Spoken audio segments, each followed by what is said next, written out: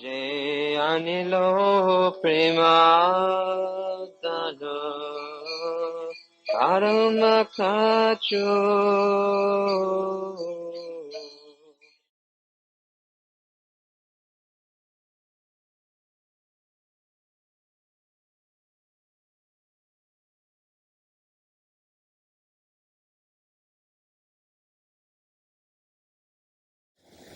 The 9th chapter, 21st verse of Bhagavad Gita,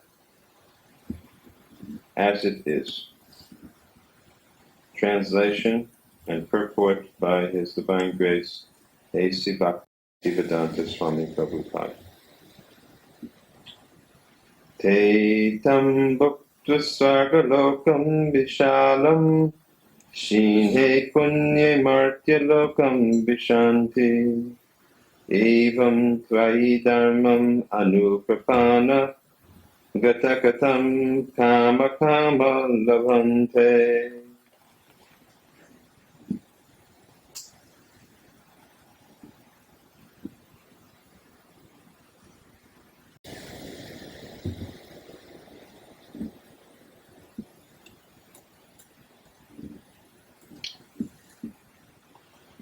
Translation. When they have thus enjoyed vast heavenly sense pleasure, and the results of their pious activities are exhausted, they return to this mortal planet again. Thus, those who seek sense enjoyment by adhering to the principles of the three Vedas achieve only repeated birth and death.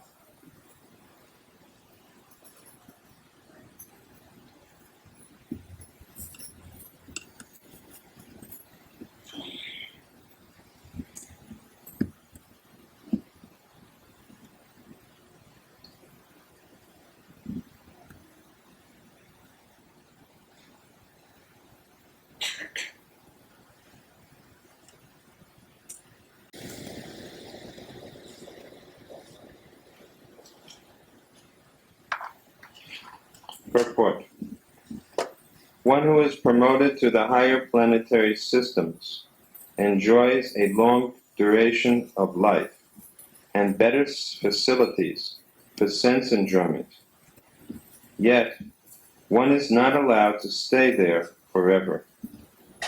One is again sent back to this earth upon finishing the resultant fruits of pious activities. He who has not attained perfection of knowledge,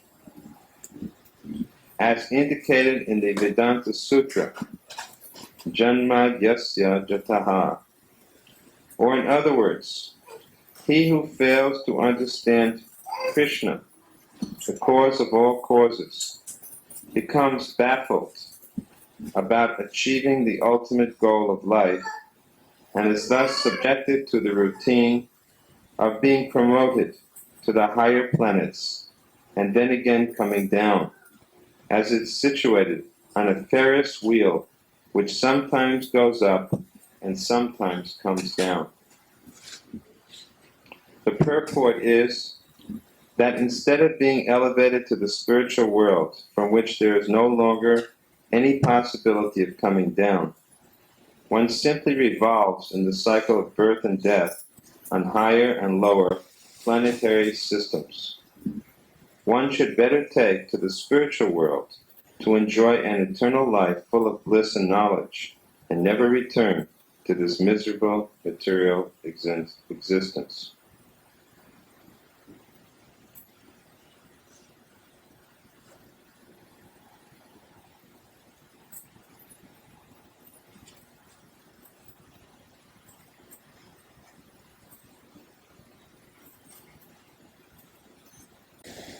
We have all got experience of seeing or going to an amusement park in which there is a Ferris wheel. That means that large wheel with little compartments on it in which two people sit and they go around and around, sometimes up, and then sometimes down. And again, up and down. Samsara, like samsara chakra, the wheel of repeated birth and death.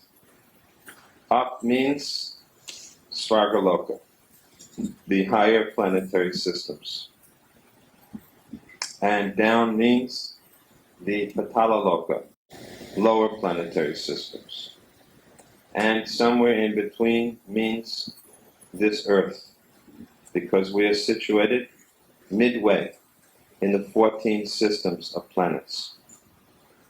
Abrahma Bhuvanoloka, Hunar Abartina Arjuna, Mam Upeti Tukuntaya, Punajanmana Vidyate.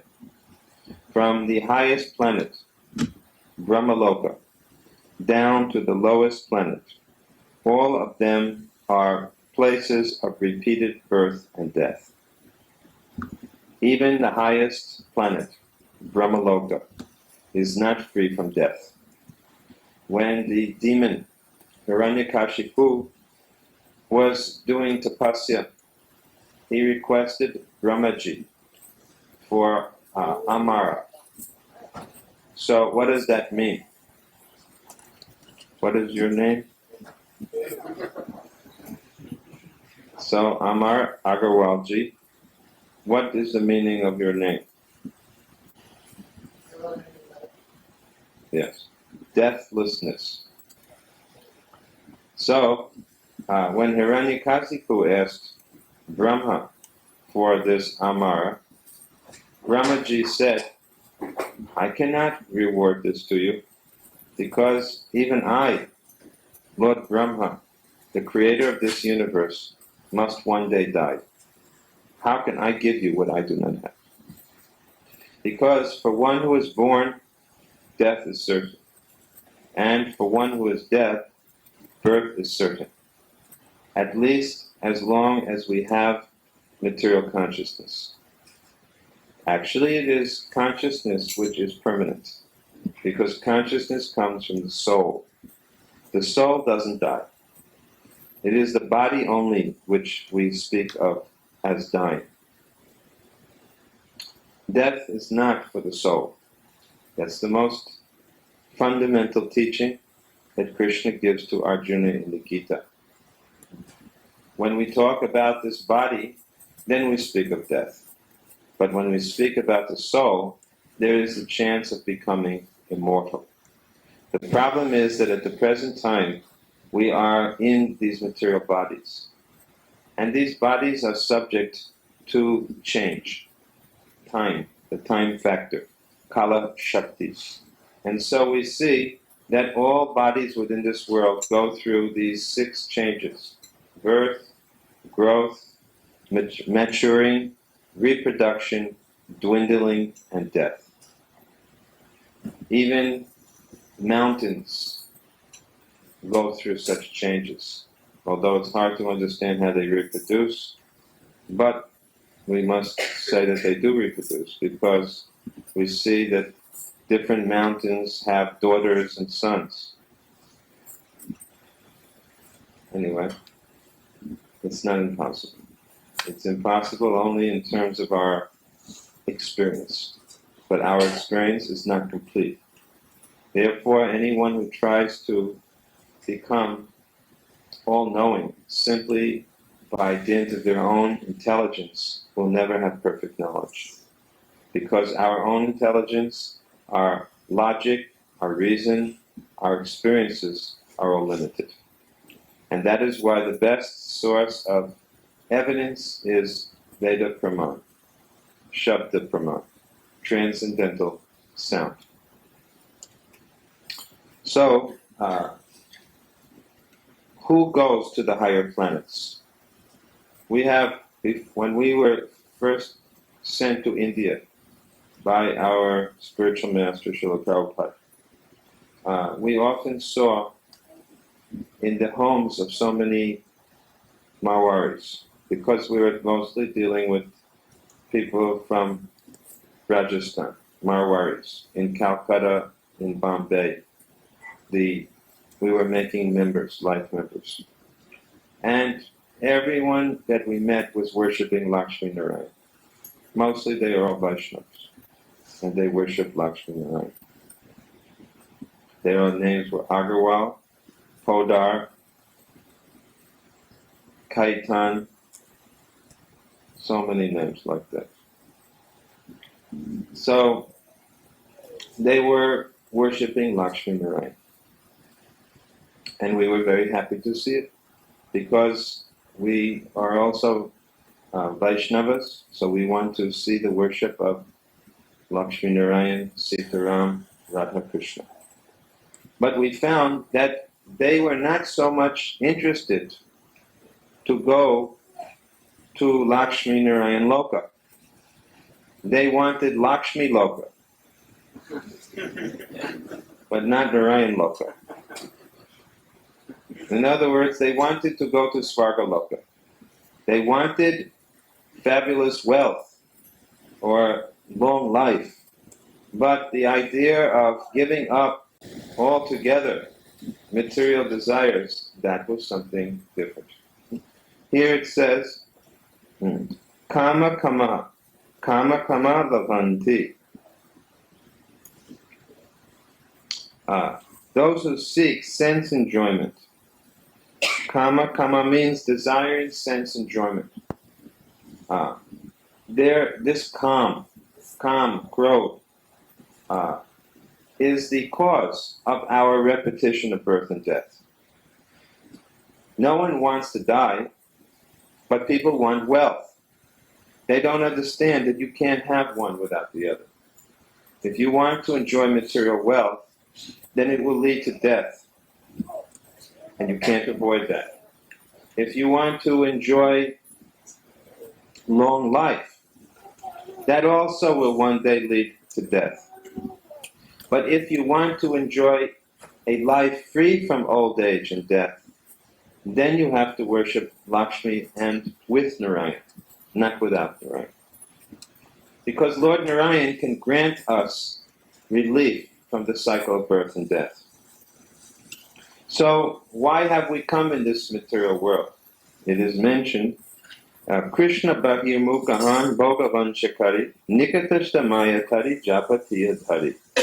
As soon as we try to compete with God, we come under the grip of his Maya Shakti. Now, no one in their right mind would think of competing with God. But actually, we are doing so. Perhaps we don't call it that, but it is like that. We very rarely see that we can live in a simple way. Just like in the former times, the Brahmins, they used to live very simply. Chanakya Pandit, he was the minister to the king, Chandragupta. Chanakya Pandit used to live in a hut, although he could practically have the best house he wanted. He didn't choose to. And he wasn't really poor, but voluntarily he accepted this simple living. Because he thought, I'm simply the servant of God. But it is very hard to live like that. Although we may say, I want to simplify my lifestyle. It is more than simple. Our lifestyle is usually much more than simple. Although really we cannot eat more than 3 or 4 chapatis, more than a bowl of rice, more than 1 bowl of dal, more than 2 or 3 katoris of sabjis, maybe a pickle, some kheer, a popper. I don't know how much more can you eat in one meal. Still, we accumulate lakhs and lakhs of rupees or dollars in our bank account, just in case. In case of what, we cannot imagine, because you don't need lakhs of rupees to eat chapatis and dal. But we are saving it for some so-called emergency or rainy day. Anyway, Chanakya Pandit didn't live like that. In fact, he was so highly principled, that as soon as Chandragupta questioned him, even one time, he walked out and left. He was so strict as a Brahmin that one time when the king questioned his advice, questioned him in a certain way that was not appropriate, he left. Nowadays, teachers who are supposed to be Brahmins are paid servants. Chanaka Pandit was never paid a salary. A Brahmin cannot be paid. But today's teachers are paid. And what are they paid for? They're paid to teach the party line. You see? They must teach the party line. And as soon as they deviate, they get a lawsuit slapped on them. Either they get expelled, their license for teaching is taken away, or if it's too much, they get a lawsuit. So, Brahminical culture is gone. Simple living is no longer a possibility. And today's lifestyle is to increase material desires more and more. The more you can increase your material holdings, the more you're considered fortunate. And when misfortune or material miseries strike, we consider that God is not being kind to us. And therefore, the question is always asked, that, or not even asked, but you see in most religions, the proof of that the religion is successful is that people get up and testify. Do you know the proof that Jesus Christ came into my life? Last week I won the, what was that called? Lotto. And I got $40 million. Praise Jesus. But we read something quite different in the Bhagavad. That when the Lord is very, very kind to someone, what does he do? He takes away everything. And therefore his name is Hari. He takes everything away. And we are so foolish that we are chanting 8 out of 16 times Hari, Hari, Hari. Hara, or Hare. But still we are praying to Hari. Again and again in the form of Krishna and Ram. Take it away, take it away, take it away. And if a little bit gets taken away, so, huh? What are you doing? Don't you know I'm your devotee?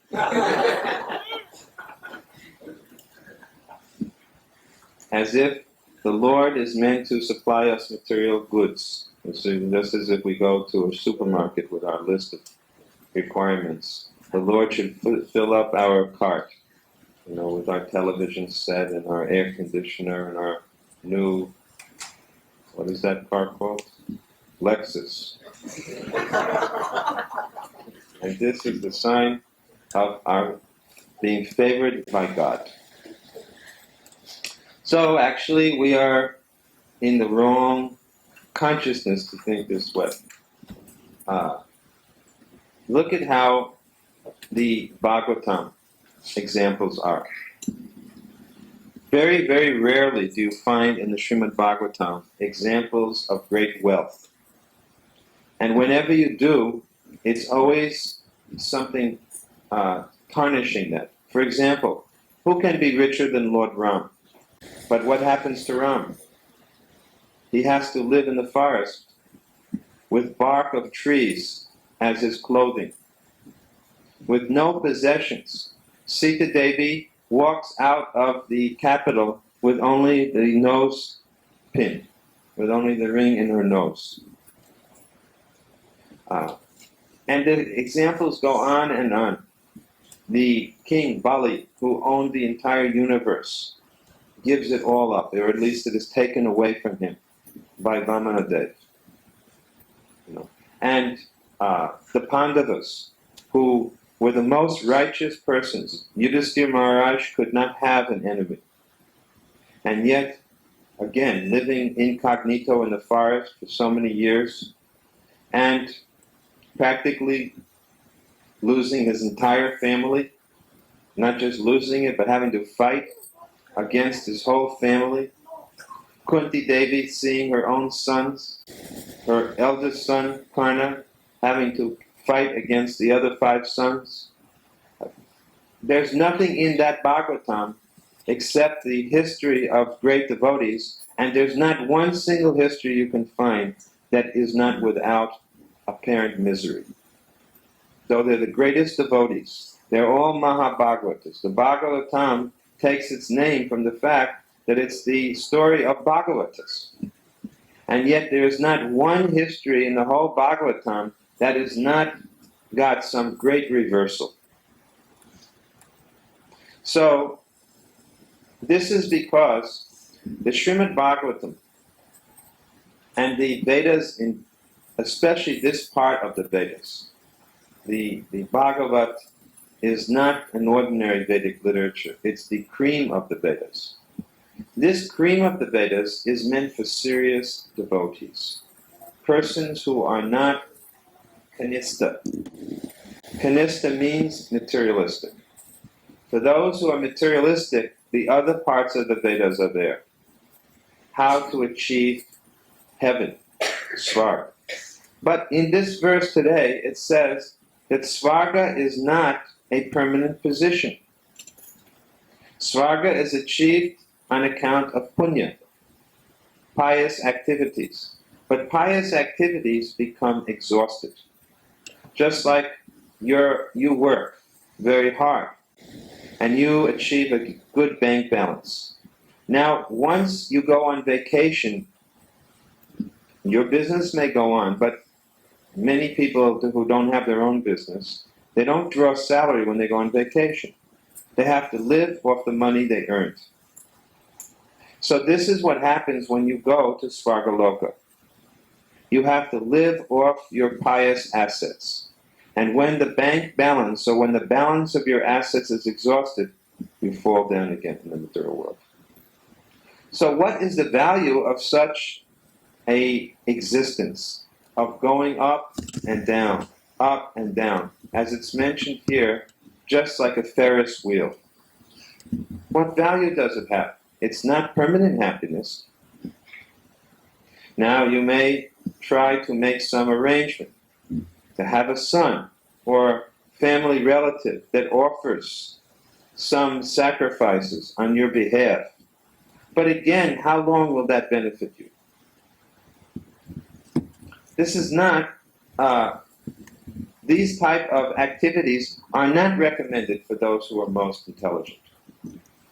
So, this materialistic mood is what is draining us of our life now.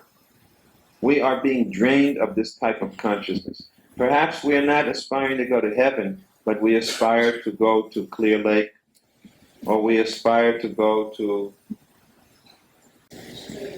which place? Sugarland? Or some such suburb, you see, where life is a little heavenly.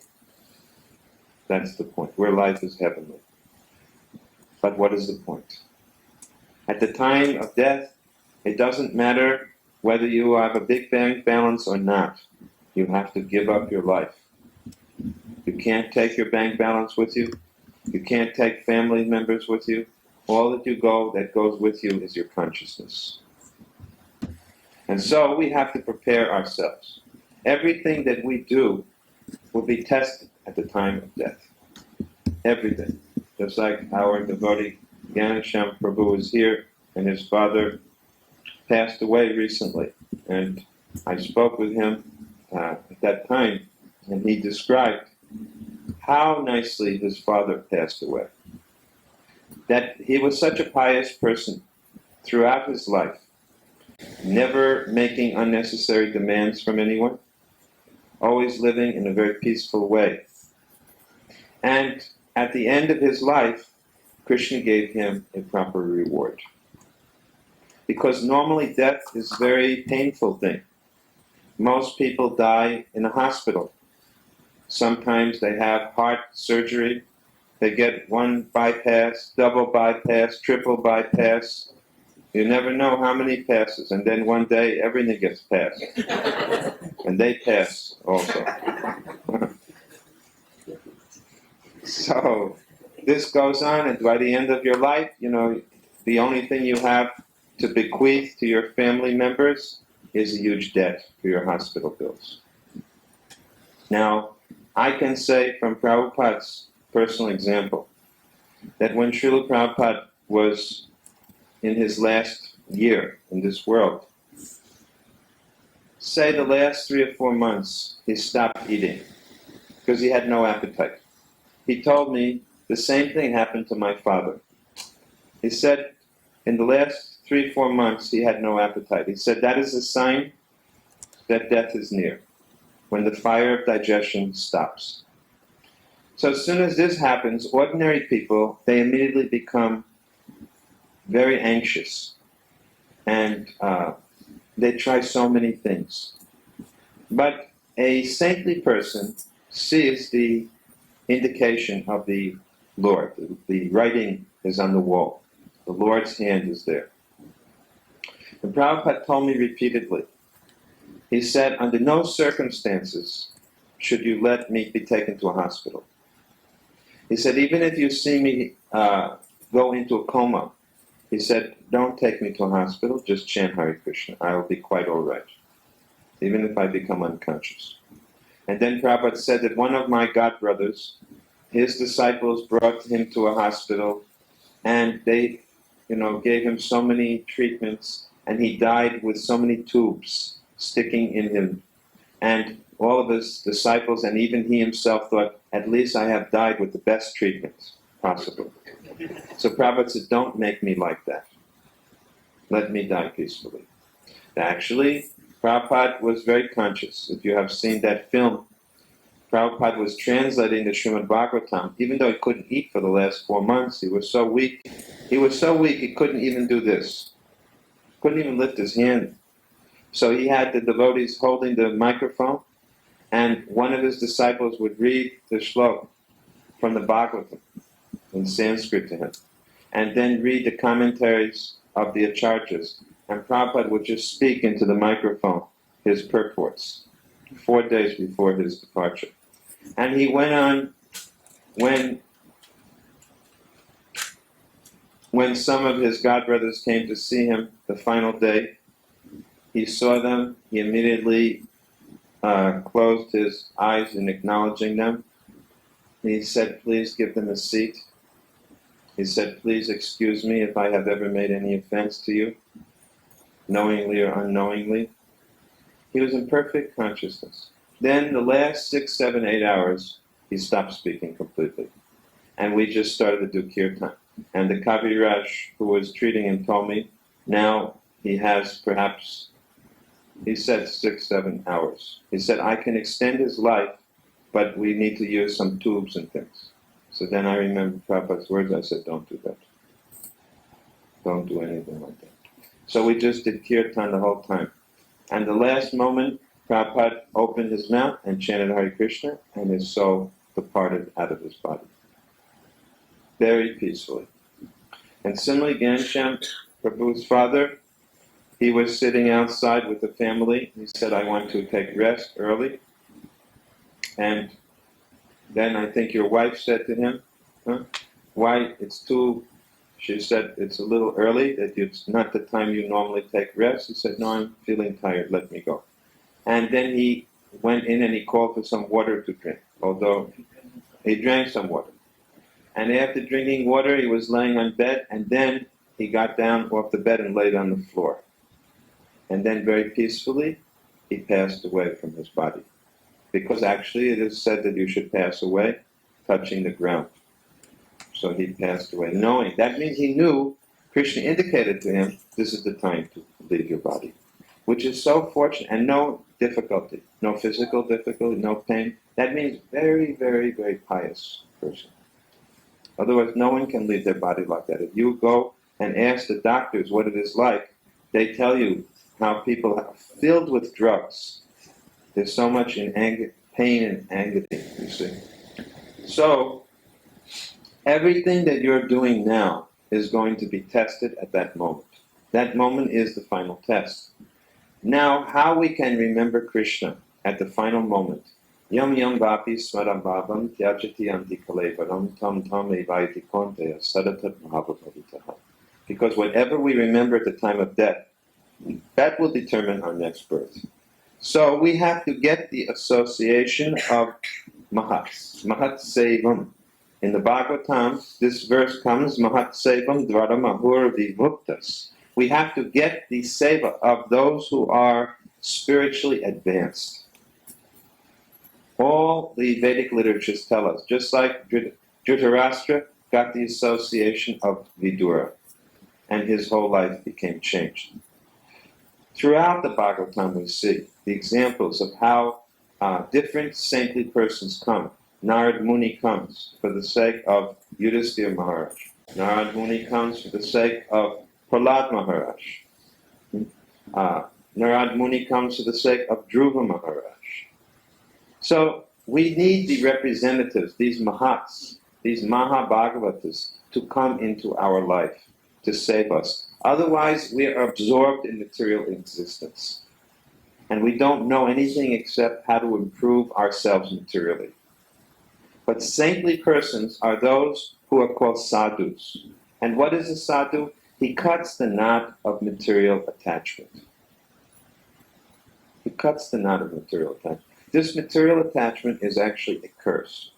And that's why you can see it is like a curse. This whole civilization in America is one big curse. Because all it is doing is promoting material sense enjoyment. No encouragement is given for tapasya. No one wants to do voluntary austerity. In fact, when Krishna is kind and gives you some voluntary austerity, you see, everybody says, oh, bad luck, bad luck. You must have been irreligious. If God takes away a loved one, if God takes away our source of income, if God in any way makes us destitute, what is it really being? It means God is being very kind. Why? He's waking us up. This is not your home. This is Mrityu Loka. This is the place of birth and death. This is not the place for material enjoyment. Kama. This is not for where we increase material desires. If you want that, then take the samsara. Again and again, take your birth. And who knows where, and who knows in what condition. So don't think that material misfortune is bad. Not at all. A Vaishnava sees material misfortune as a great boon. A materialist sees misfortune as a curse, but a Vaishnava considers it a boon. Kunti Devi prayed for this. She prayed, I want trouble. I want difficulty, because then I shall have to depend upon you more.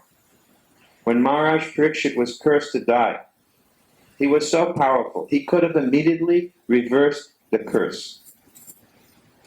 It was nothing. Some Brahma Bandhu, some son of a Brahmin cursed him. It was nothing for Maharaj Parikshit. He's such a powerful personality, he was able to personally see the Lord within his heart. Krishna came within his mother's womb when he was in embryo form and personally covered the embryo. He is personally saved by Lord Krishna. Therefore he got this name, Parikshit, one who is always searching, one who is always looking for that great personality he had seen when he was in the womb of his mother.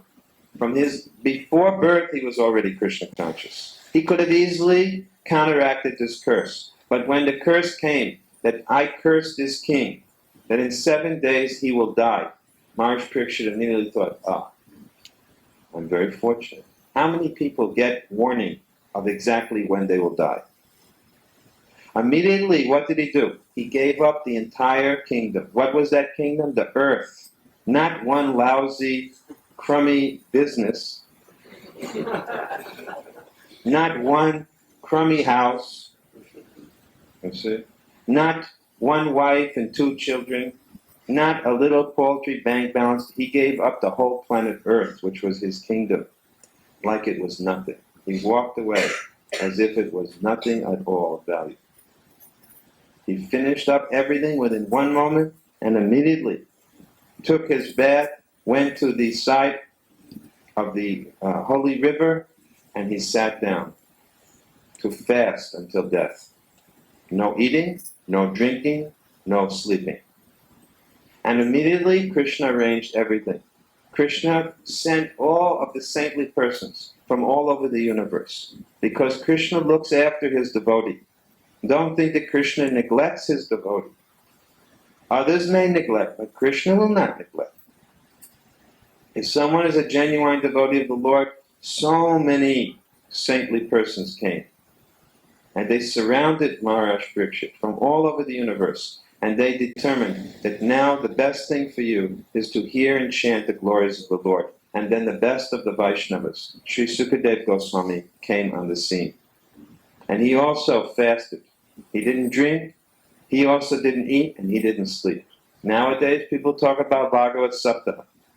But they don't know what is Bhagavad Saptaha. First of all, they're not representatives of Sukadeva Goswami. They're not pure Vaishnavas. They compromise, they're not. You know what is Sukadeva Goswami? He had no fixed residence. Sukadeva Goswami had no big bungalow in some city that he was living in. He was not a big fundraiser. He didn't recite Srimad Bhagavatam to raise funds for opening a hospital.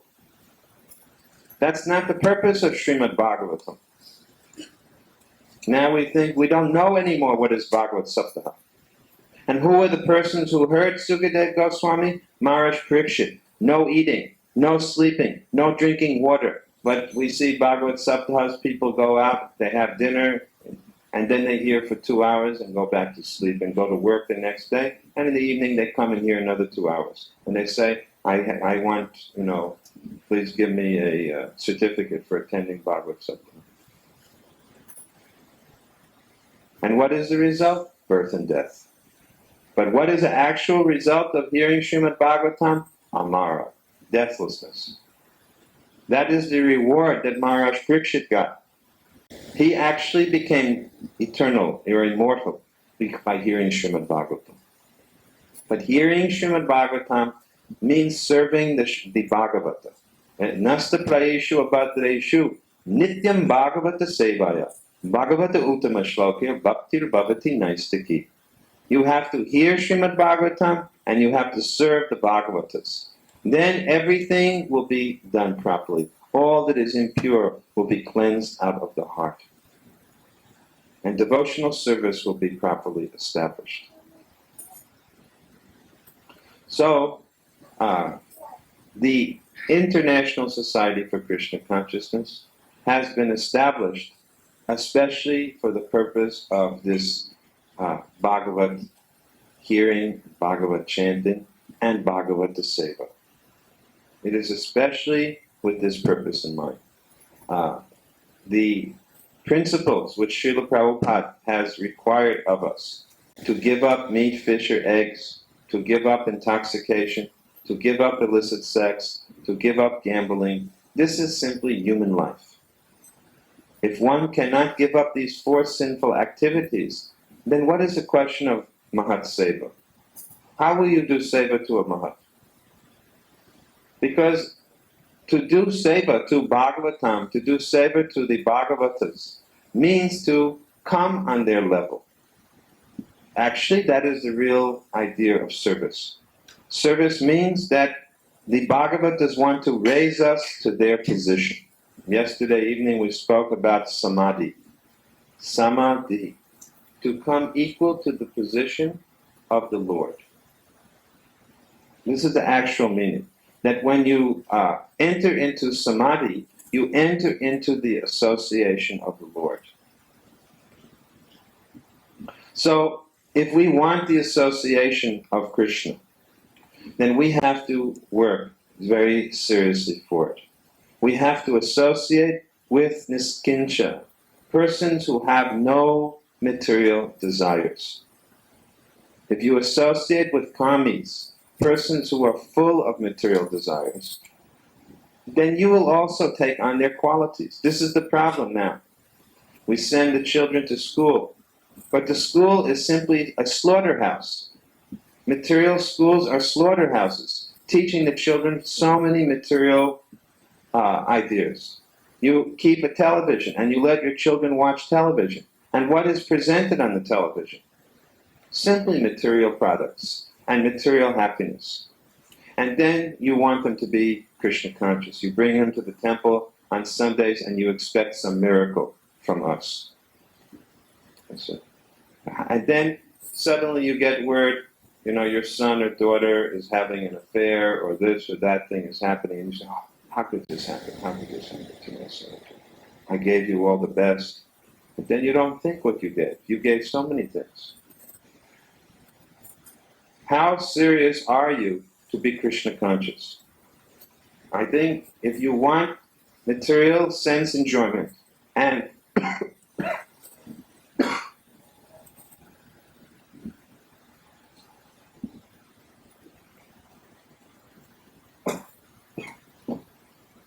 if you want material sense enjoyment, and at the same time you want spiritual life, they don't go well together. You can't have both. It is like putting one foot on the land and one foot in the boat. The water is a material ocean. Water means the ocean of material existence. We have to sail over that ocean. This human body is a proper boat for crossing over the material ocean. The Vedas are favorable winds. The Guru is the good captain. Everything is there, but if you keep the anchor in the ground, or if you keep the tie to the land, or if you try to keep one foot on the land and one foot in the boat, you don't get anywhere. Either you don't get anywhere, or you fall in the water. So how much do you want to be Krishna conscious? This is something you must evaluate. We became inspired by seeing Srila Prabhupada. We became inspired by seeing his personal example. We became inspired by reading Srimad Bhagavatam seriously. I tell you, every day you should read a half hour, an hour. You should read until you become convinced. But you should also realize that when you have to go to work every day, and when you have to associate with kammis all the time, that it's just like the elephant who takes its bath and then comes out and rolls around in the ground and makes himself muddy. Therefore, progress is very slow. So, we have to ensure our spiritual life. Not go slowly. Devotees or people think that I don't want to rush into spiritual life. But if you don't rush into spiritual life, if you try to go too slowly, that is also a bad program. How long do you have to live? Are you so sure you have another 20, 30, 40 years? Everybody makes their plans, but what guarantee do you have? What is the guarantee that you're going to live another 40 years? That when something is auspicious, you should do it at once. Now, what can be more auspicious than to be Krishna conscious? Therefore, with our full effort, we should try to be Krishna conscious. And we shouldn't put it off at all. Don't go through this process, which is mentioned in this text, up and down. Up to doing punya, trying to be a pious man. What is the question of piety? You think you can be pious? You're wearing clothing. Is your clothing 100% cotton? If it's made of oil, that oil came out of the earth. Who gives you the right to drill oil from the earth? Prabhupada said it's a sinful activity. How many of you are involved in the oil business directly or indirectly? You want to do punya? You really think that you can do punya? I don't think you can do punya anymore. Not in Kali Yuga. You cannot be pious. The nature of this age is it's totally impious. If you think that you're going to make spiritual advancement by adding one pious asset after another, you're a fool. If you don't do pure bhakti, you have no chance. We try our best to be pious, but actually you cannot be very pious. I gave an example last night. You get in your car and drive. How many insects do you kill? How many insects do you kill on the road? So many. How can you avoid it? And it goes on. You try to, if you have your own business, What does it say in the Vedas about business? 10% you can make profit. You think you can make 10% profit and stay alive as a businessman nowadays? You'll be bankrupt. So the whole situation, the rules, or whatever you want to call them, the whole situation is set in such a way, very difficult.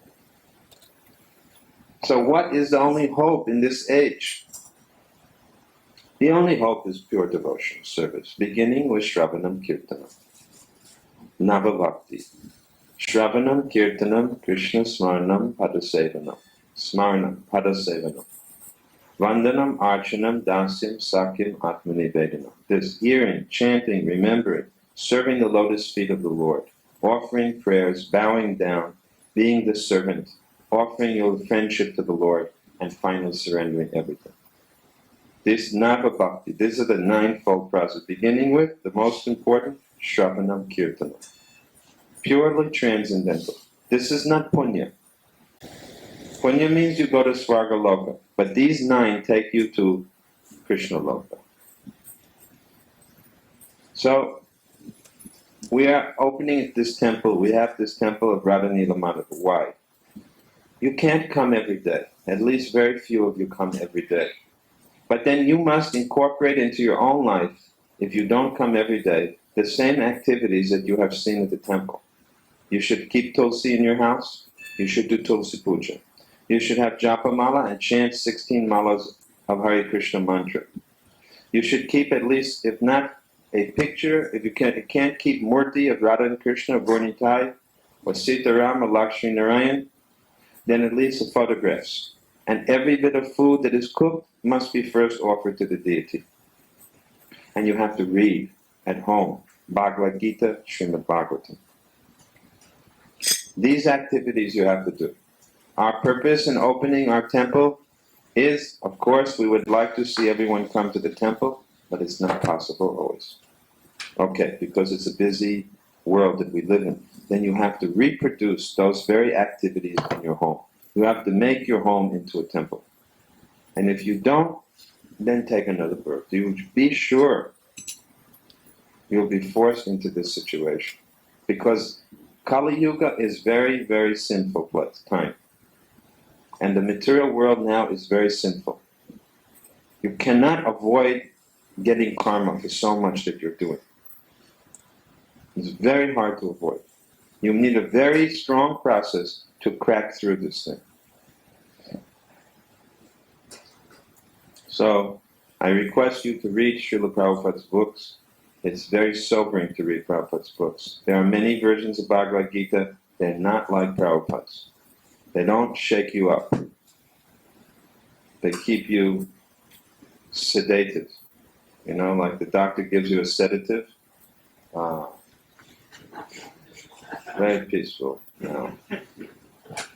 In Prabhupada's book goes, it's like a... Prabhupada makes a person into a punching bag. Every verse of Bhagavad Gita is like a punch. And if you're not, doing it, you don't roll with the punches, you get knocked out. So people sometimes say, I read so-and-so book and such people. You read those books because you want to be put into sedation. You read this Gita, you get woken up to the facts of life. And Prabhupada doesn't just wake you up, he improves you, he gives you the means how to get out of the material world. So, anybody have some questions? We can have a little discussion. There are so many good devotees here this evening. We can have a little discussion. Brahma Samhita Das usually has a good question. Huh? You're under sedation? Or you're knocked out?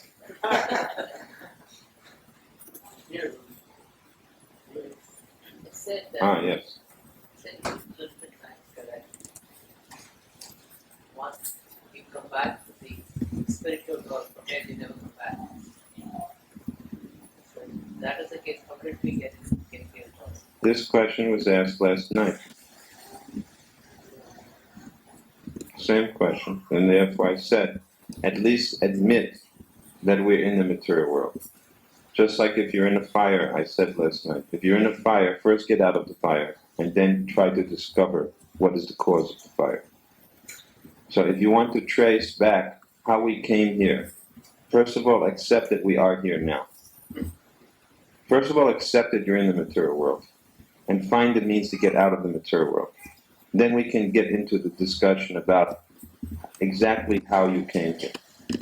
But here I said today, Krishna Bahir Mokhan Bhoga Vanchakar, that one somehow disobeyed Krishna or tried to be equal with God, whatever the means may have been. And so we have come in this material world. And how long we have been here? Since time without beginning. Since a time without beginning. Badha Jeev. Conditioned soul. How long conditioned? Since a time without beginning. Anadir.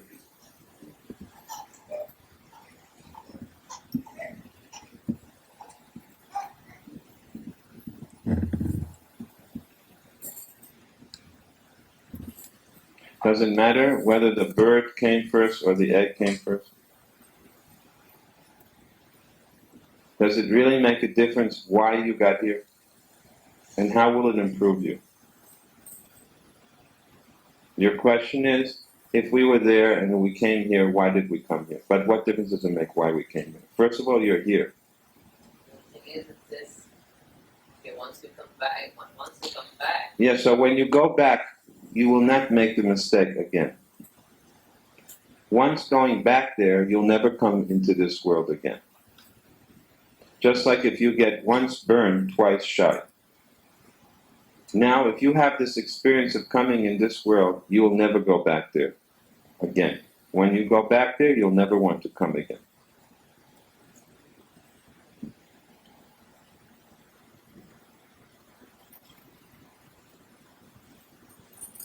The Acharyas answer that we are very, very tiny. The soul is very infinitesimal. So account of its infinitesimal size, it can become covered by Maya. So somehow this has happened. We have become covered by Maya. And as a result of being covered by Maya, we are now caught in this material world. Now, if you can become uncovered and return back to the spiritual world, Krishna says you will never have to come back here again into this material world. Once going back there, you will never come again in this material world. Now, if you want to know why we came here, somehow we have become forgetful of God. And the answer is, if you say, how can you be forgetful of God? Because we are very infinitesimal. So there's a tendency to become covered by Maya. Even if for a moment. Even if for one moment we became covered by Maya, or forgetful of God. Even if for a moment we turned away from God, that moment projected into this world may be millions of lifetimes.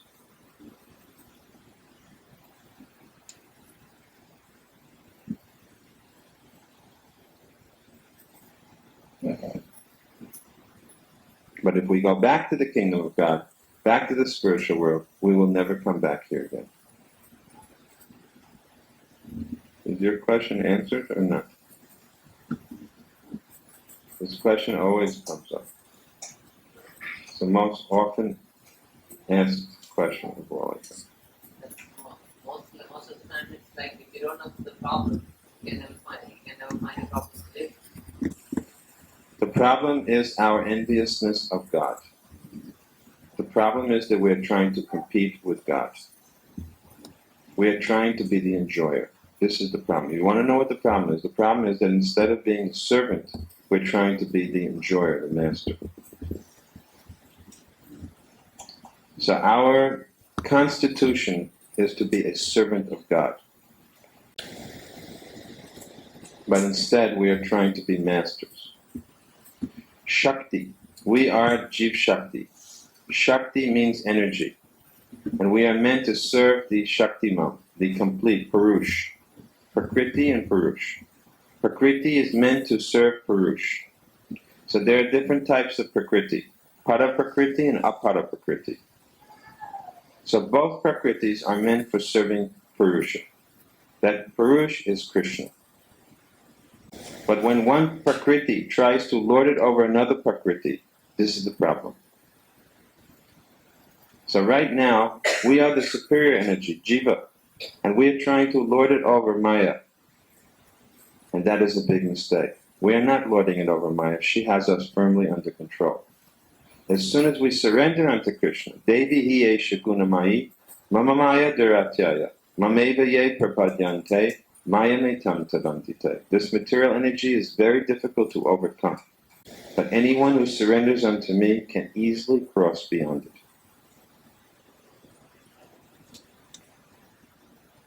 So the problem is this, that we're trying to control Maya, and as a result we're under Maya's control.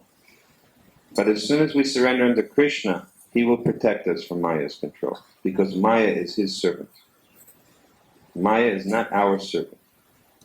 When you try to make Maya your servant, she makes you her servant.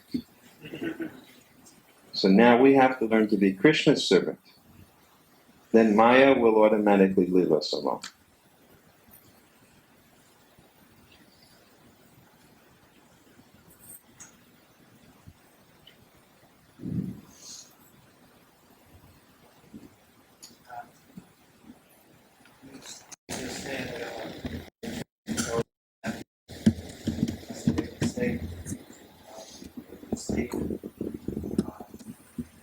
Modern man is made a lot of progress getting control as an art.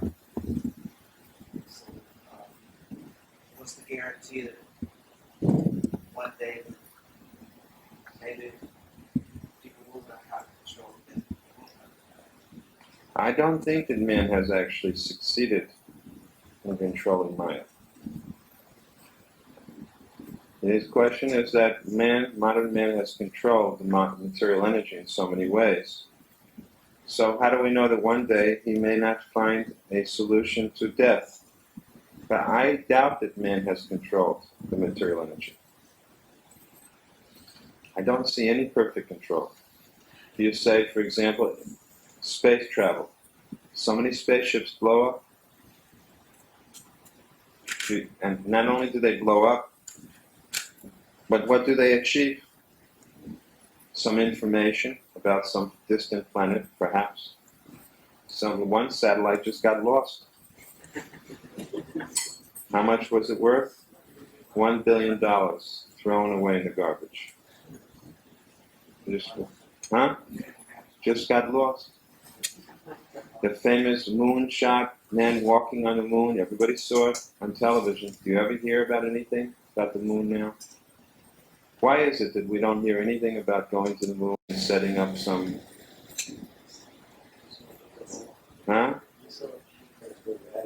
No value, or whether they ever even went. Many people even question, did they ever go there? If they went there, at least they should have pursued it further. They spent billions and billions of dollars on it. So the question of really whether man has controlled, just like modern medicine, microsurgery and so many different things that they can do, it has alleviated certain problems, but there's so many other problems it creates. Just like X-rays create problems. They create cancer. So man's control of material nature is very imperfect. That's my point. And we don't, Actually, there is no control because every mechanical system we have has efficiency less than 100%. So we have to put more to get less out of it. So how can we have control of the system when you're putting more and getting less? And we don't see the quality of life is improving. As I said, Ghansham's father could pass away peacefully because the older people had a quality of life that we don't know about anymore. our life qualities, the food we eat, for example. Everybody knows vegetables taste much better in India. Fruits, vegetables, so much more tasty than they are in India. In India than they are here. And the milk here, the question is whether you should even drink the milk. I mean, actually, the cows are being injected with so many poisonous substances that although milk is the life-giving substance, this milk may be killing us. So, what's the quality of life? The peace of mind that a person had living in a village. You don't hear about people in the villages taking sleeping pills. I mean, it's a joke. We even laugh about it. We don't think of a pharmacy on the corner of the village to get it, and you go to it for a sleeping pill. But people are in so much anxiety here, they have to take a sleeping pill. And now the fun of it all is that in India, this is what's being introduced. Television is now in every village in India, practically. Huh? What we get on the satellite dish? Satellite, right. 24 hours a day, they can watch MTV. 1 million satellite dish. 1 million satellite dishes. They go to share. Right. So, so how long even we're going to see that? So I'm just saying, when you say controlling the material energy or conquering it, I don't think you can conquer Maya. She may give you, that's her trick. Right? It's a type of a trick, that when you're dealing with an enemy, you give them a little bit so that they become overly confident. And then you really clobber them. So I think for every inch she gives, she takes a yard, She never loses. It's like the Las Vegas. Someone hits a jackpot, that's all part of the plan to get more people to gamble. So Maya will sometimes allow a few people to appear as if they're winning, just so that everyone will fall and play her game. Because ultimately no one can win with her. Nobody can beat her. Maya dyakshena prakrite suyate sacharachana etunani nakontia jagati parivat. Very difficult to conquer over Maya. It's Krishna's energy, Maya. We are so small, jivas. Maya is so powerful, Durga. Who are we to dare to? But she is the maidservant of Krishna. So instead of dealing with her, just become the servant of her master, Krishna. We have our own experience of this. Everyone sitting here knows these facts are true. Who's going to raise their hand and say, I challenge Maya? Only a fool would do that.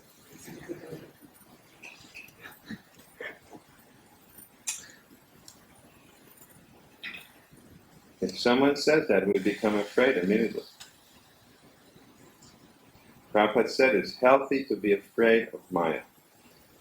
We should fear Maya. Maya, that's a very dangerous position. It means you're overconfident or an illusion. If someone says, I have no more sex desire, very dangerous statement. That person may fall down very soon if they make such a statement.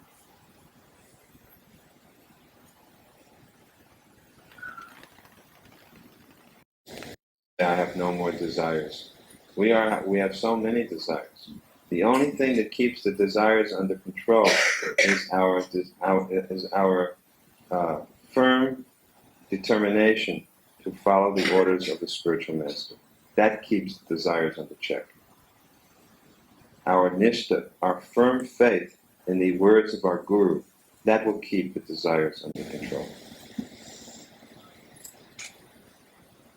So Guru Nishtha can help you conquer over so many obstacles. And if you don't have Nishtha, if you don't have firm faith, it's very difficult. We see Even very great sages and munis were brought down by sex, by Cupid. Persons who are much more powerful than any of us.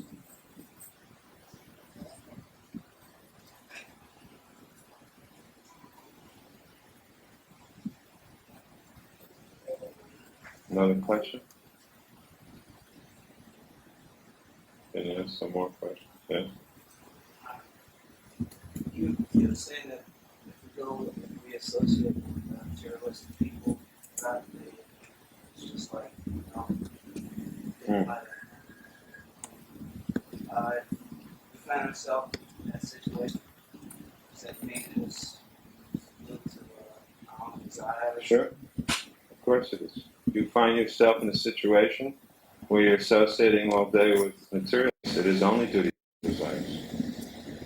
How did you get into the position to have to associate with materialists all day? You got married. By getting married, you had to go and earn a living. In order to earn a living, well, you could have stayed in, you could have stayed in India, but then you thought, no, I'll do better in America. And it goes on, who else's desire was it? You say it was Krishna's desire? Do you think that the soul needs to be married? Most of you are married people. You say that you have to be married? You think that the soul needs to get married?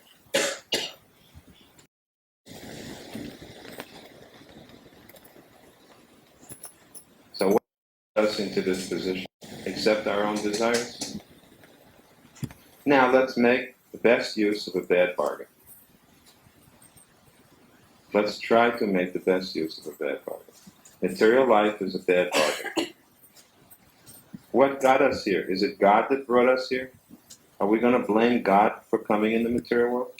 Are you going to blame God for having gotten married and having children and having to go and support all of them?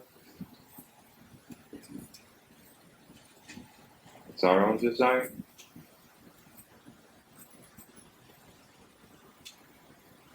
So, what is the way to get out of this situation? You have to utilize, just 1 second, you have to utilize everything or connect everything with Krishna.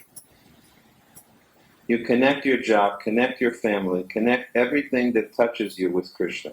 Then at least it makes those things purified. How do you connect your job? You have to give some portion of your income to the service of Krishna. If you don't, you're trapped. Giving it for a charitable activity is not bad. That's also progressive. But the best charity is to give it to a qualified Vaishnava. Then at least your work is purified. You're married, then you get your wife and children to be devoted to Krishna. Then that purifies the marriage. You make your house Krishna conscious. Use it for holding a program like this. Keep friendship with people who are devotees. Somehow you have to purify everything. You can't just run away from it. Krishna didn't tell Arjuna, run away from the battlefield. He said, fight, but do it remembering me. He didn't just say fight, he said, fight and remember me. Connect your fighting with my desire. It is my desire, this war. Now you fight. Don't run away. Fight, but do it for me. So you have to try to do everything for Krishna. Whatever position you find yourself in life, connect it with Krishna. Do it as a service of Krishna. That's karma yoga. Even if we did not get married, we have karma connected to the body. We still have to support the body in some form or the other. So we cannot get away from karma whether we are married or not. Correct. That's absolutely true. Whatever our ashram may be, from brahmachari to grihastha to vanaprastha to sannyas, we have this body. And there's different dharmas and karmas and dharmas which are connected with each ashram. The advantage of brahmachari ashram is you have nothing else to do, but all day you can directly serve Krishna. Sannyasi has that good fortune. Vanaprasthas also. It's amazing that out of the 4 ashramas, 3 of them have no other business except actually nothing else to do except Krishna conscious activities. The Grihastha ashram is the one thing where, because there is a little bit more connection for enjoyment, you have to pay a heavy price for that. But that's only ashram. First, you're supposed to go through 20, 25 years of brahmacharya. Then after Grihastha ashram, you're supposed to either become a vanaprastha or a sannyasi. So only for 25, 30 years maximum should you be involved in Grihastha ashram. But most people don't come out of Grihastha ashram. That's a big mistake. Because in the Grihastha ashram, you're surrounded by so much sense enjoyment, opportunities for sense enjoyment.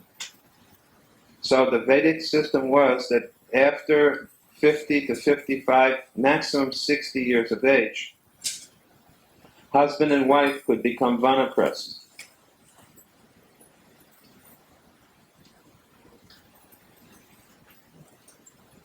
Vanaprastha means, now, where's the forest? We cannot live in the forest. But you can live in an ashram. The temples will create ashrams. We'll try to build some good ashram, vanaprastha ashram. Or you can go on parikrama. We have our ashrams in Vrindavan, in Mayapur. You can retire. But if you simply sit at home in your old age and have your grandchildren and great-grandchildren on your knee, oh, what's your next birth? You get trapped again. You see, this is the danger of living in America. You get accustomed to comfort. India is called Tapa Bhumi.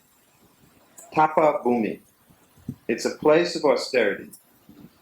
Just the power alone. You can't get 24 hours. Many cities in India, you can't get electricity 24 hours a day. You're forced to accept austerity. Still, people struggle to enjoy. They're also not willing to be vanaprasthas there. It's the same problem. But in the old days, it was much better. Go back 200 years ago, it was not like this. People knew what Dharma was. When a man and a woman got old, they started doing their, tirtha jatra.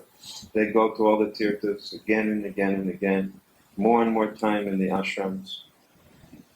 They would never stay at home.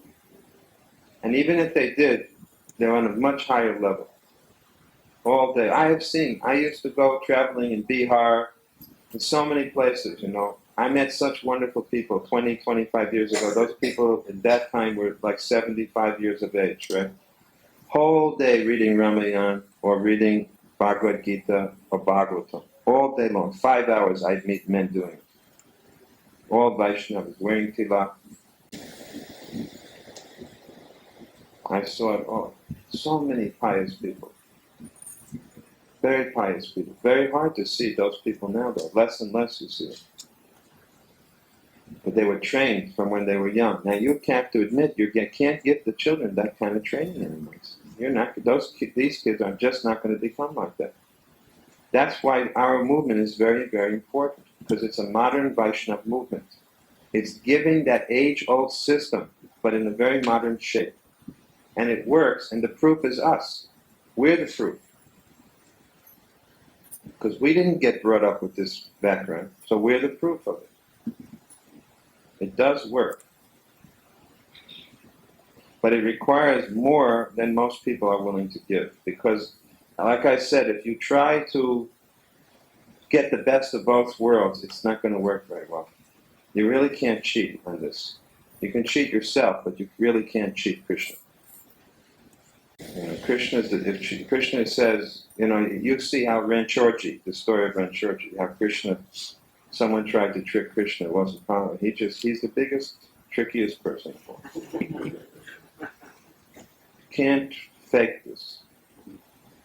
If the parents are good, the kids will be good. The children follow the parents. You have to be strict. You have to be strict at home. If you're lenient, it's going to be problematic for you.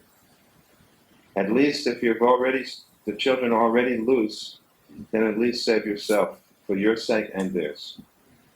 Because it's promised in the Bhagavad that if someone becomes Krishna conscious, at least 21 generations will be delivered by Krishna. Their children, children's children, children's children, 21 times. And the parents, their parents, their parents. So even if you can't immediately try to help your children anymore, if they're too grown up, then at least save yourself.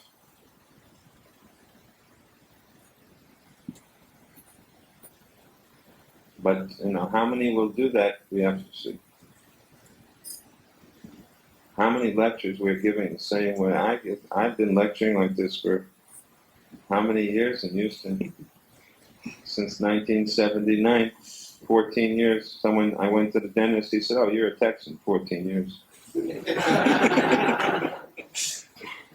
Told me, right? Didn't he say that? He said, what did he say? You're a, Texan. Because he said, your accent is not a Texas accent. I said, no, I wasn't born in Texas. He said, how long? I said, 14. I said, oh, you're a Texan. So for 14 years, I've been lecturing like this, but it's very hard. That either I'm a very weak speaker, or it's very hard to get out of the material clutches, or maybe both. Prabhupada certainly was able to inspire people. But also, he inspired people in the West, but it wasn't so easy in India. That's why he brought the Westerners to India. He thought, well, maybe if they see the Westerners, they'll listen. Was it not the same problem for Jesus Christ? Yeah, it was the same problem.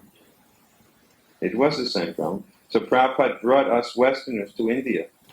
And he tried to show that, look here, you're all trying to follow the Westerners. Now I'm going to show you what the Westerners are doing. Here they are. Here's the Vaishnava, Western Vaishnavas. So the thing that you're running after, they're giving up. So if they're giving it up, then you should hear from them why they gave it up. And then he would have us speak to the audience in the big Pandal programs. He would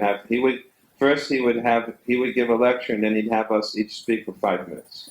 In Bombay, in front of 10,000, 20,000 people, in New Delhi, in Calcutta, in Hyderabad, so many cities, Madras. We would go, 40 of us with Prabhupada, and he'd have some men, some ladies get up and speak. They say, testify, just like the Christians do. Testify for Krishna. And it was very effective.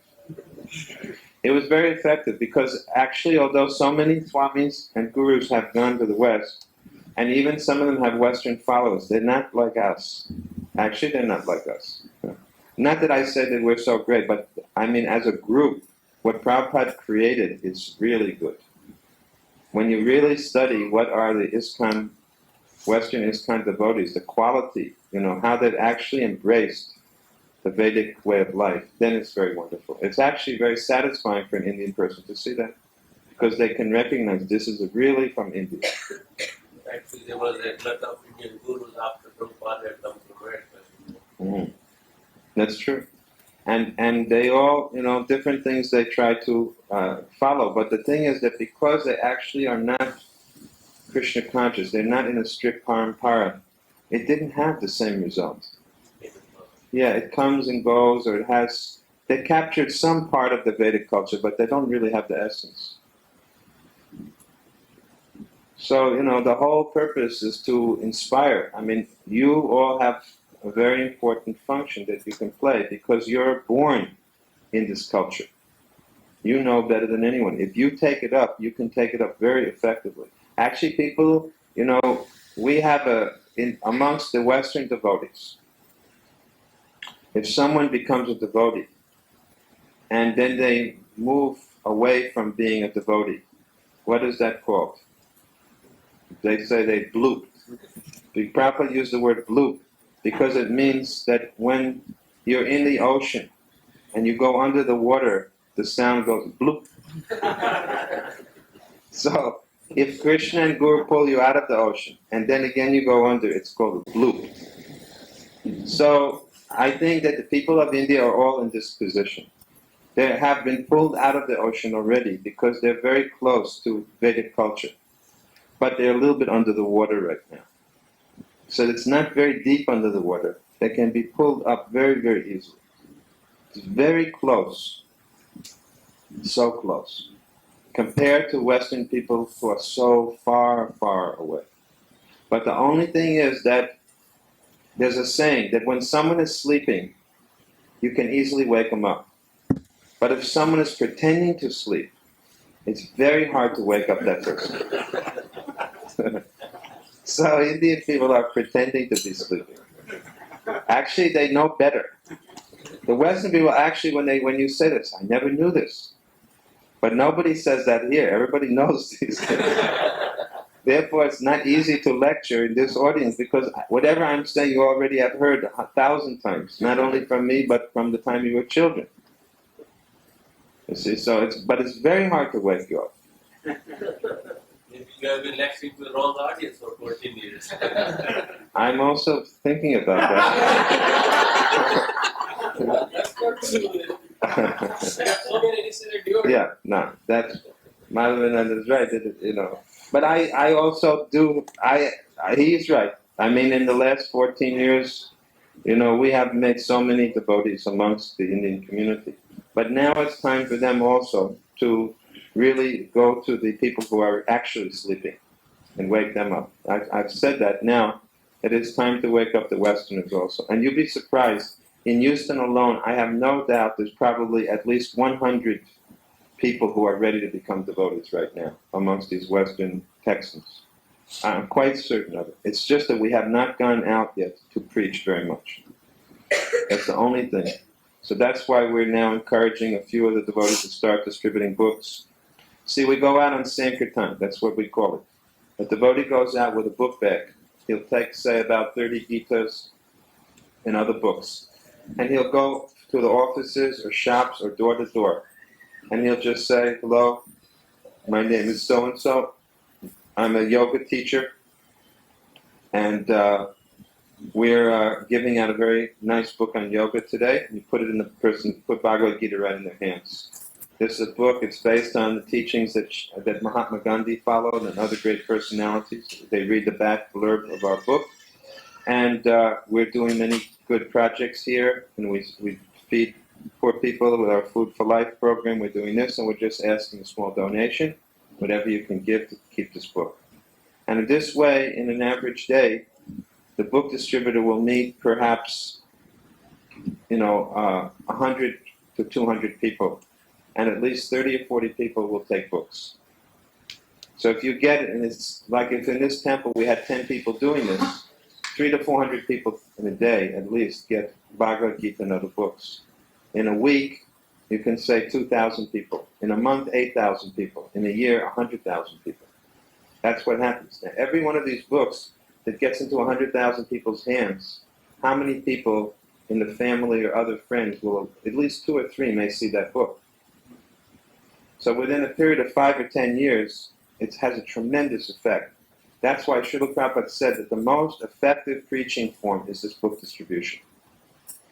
So now we have, Jai Baladev has come back and he's distributing, and Krishna Kripa. These 2 persons are going out for book distribution. But if we get about 10 people eventually going out every day, it'll have a very good effect. And then what you do is, when you give them the books, you go to one area of the city, and you try to find a house where you can hold a program in the evening, that evening. And you give them a card with the stamped address of that place. And you tell everybody, there's a program this evening, a free feast. Right? And then 4 or 5 nights you go to different parts of the city and you hold the program there. And as the people who are getting the books, and you keep repeating that place, the same part of the city, every week on, say, Monday. Then on Tuesday you go in another city, and you just keep giving out, selling books in that part of the city, and giving out these invitations. And you start having what's called Nam Hat. Nam Hat. Hat means marketplace of the holy name. It's a way of having a program in a person's home, congregational program, where you start a group, a congregation in many different parts of the city. And it's all based on this book distribution. And it's very effective. So, the last 6-7 years we have worked to establish this temple. Now, by the grace of Krishna, the temple is a very beautiful temple, at least inside. and we also got 2 adjoining properties. So now we'll make a master plan just to finish off the project. Have a big hall, some proper facilities. But the real thing we have to start doing now is the outreach preaching. We have to reach out and start preaching. We have been focusing, especially on the Indian community the last 7 years. And now we also have to turn our attention to the Texans, the native Texans, the Longhorns. So, some of you may also help. It's not that only a Westerner can preach to a Westerner, because that's not true. Prabhupada preached to us, and he was the best. So anybody can go out and do this type of book distribution, and it's very, very nice. Ladies are very successful at it. Ladies are very successful, because everybody likes to talk to ladies. That's the nature of the Kali Yuga. The best book distributors are generally the women. And it's not dangerous. They go out in the day, you're going from office to office or shop to shop. It's quite safe. It's not dangerous at all. So ladies can do this. And if, just like these men who are doing this, they pay for the books, and then, there's a little margin of extra profit. They may keep that for their own livelihood, just like a commission on selling a book. So a person, of course, you may not make quite as much as you would in a big paying job. It makes you live very simply. You'd have to live simply to do this. So I'm not necessarily saying you'll all do this, but at least, you see, if a devotee joins us and lives in the ashram as a brahmachari for 5 years or 4 years, then he can think in terms like this much more easily. Just like Krishna Kripa and Jai Baladev, they were both brahmacharis for so many years, 5, 10 years. So their background is already in this mood. So even after getting married, they don't think in terms of increasing a very big type of lifestyle. They're prepared to live simply, like a Brahmin would. This is Brahminical life. What does a Brahmin do? He goes and preaches door to door. Christians are doing this, but they're financed for this. But we don't have so much financial backing that we can finance someone to do this and support them. So our devotees who do this, they have to support themselves. One thing you can do, of course, like we have what we call a marathon. Twice a year, usually in the middle of the year and Christmas time. For 1 month, we have a competition between all the ISKCON temples. Who can distribute the most books? So the persons who have been winning this competition are the temples in India. Bombay wins the competition, and other temples in India. Why? Now what's happened, instead of one devotee, what he does is he'll go to an industrialist in Bombay. And he'll say, you buy, how many workers you have in this factory? The man will say, 3,000 workers. He said, buy 3,000 Gitas. So the man will buy 3,000 Gitas. So in this way, the Bombay temple book distributors, it's very hard to beat them. But so you can all take part somehow. If you don't have you may not have big factories, but at least you can consider that perhaps during the marathon time, you can each buy 1 or 2 cases of Gitas, and that could be your gift to someone. You're giving a Christmas gift or New Year's gift, even if it's to a Western friend, so much the better. You can say, this is a cultural book. This is a book that changed Mahatma Gandhi's life and other famous people. I thought you'd enjoy reading it. Well, you don't have to say this is our Bible, because then they'll say, well, I have my own religion. You have to just say this is a cultural book, a very famous book from India. Send it in with a nice gift wrapping. Or to your own Indian friends also. They may not have it. We don't only have Bhagavad Gitas. We also have Srimad Bhagavatam, Chaitanya Chaitamrita. Now Yasomatinandan Prabhu is coming from Ahmedabad. He'll be here. This Wednesday is very important. It's Radhastami. As there is Janmastami, Krishna's birthday, Wednesday is Radhastami, Radharani's birthday.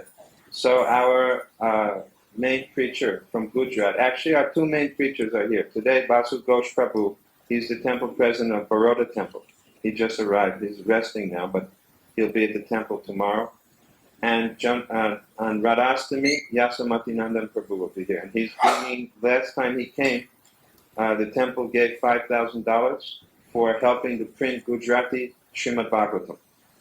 So he's bringing with him first two volumes so far. So this is something you can also do. We have Hindi Bhagavatam, we have Gujarati Bhagavatam. Sometimes there are older people, fathers, mothers of families are also here. We can give them Prabhupada's book. So you can help distribute. If you find that you cannot go out shop to shop and office to office, then you can also take part in the helping the Houston Temple to compete.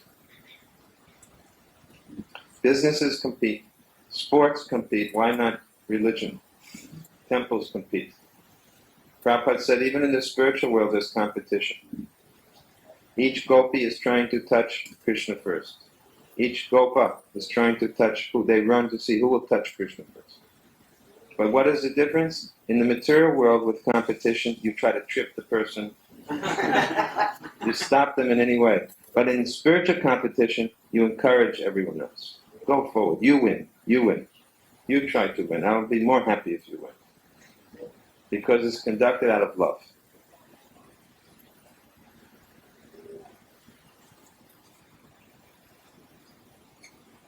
So let us have a short kirtan, and then there will be during the kirtan we can do the arti, and then there will be full prasada, right? Not just a little in the hands. Full dinner prasada. Pakana is really not the right word. It is prasad, but it is full prasad, up to the neck. So, who will lead? No. I think today we have Makunadada here. We should not miss the opportunity for another kirtan of this. He has come from Austin. He and his wife, Mother Krishna Desha, is here. So we will have him lead. I think you can remain sitting except for the person doing the arti. That way you can easily see the picture.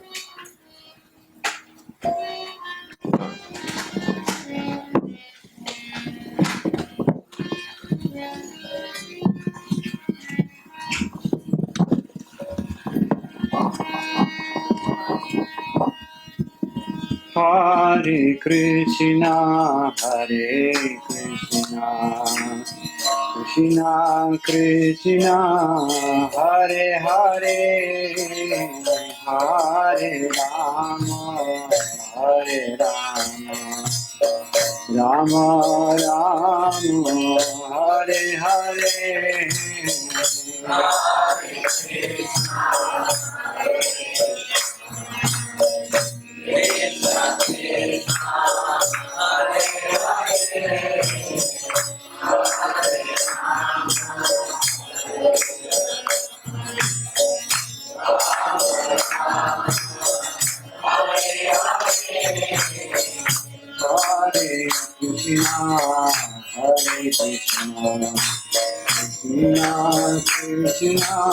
Hare Hare, Hare Rama,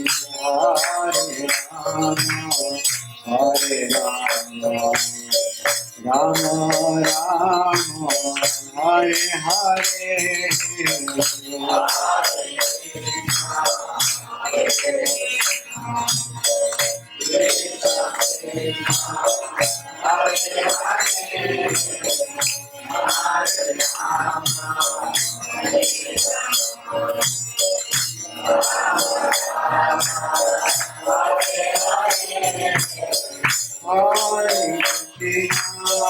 Hare Krishna, Krishna Krishna, Hare Hare, Hare Rama, Hare Rama, Rama Rama, Hare Hare, Hare Krishna, Hare Krishna, Krishna Krishna, Hare Hare, Hare Rama, Hare Rama, Rama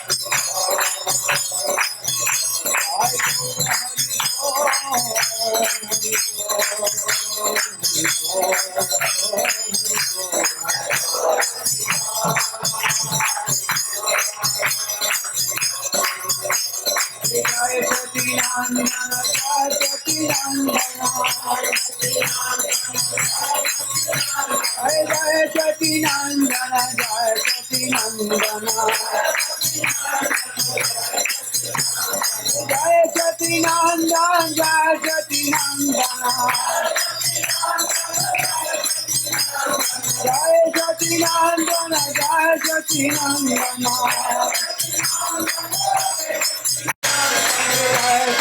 Nandana Gaura Hare Hare Krishna Krishna Krishna Hare Hare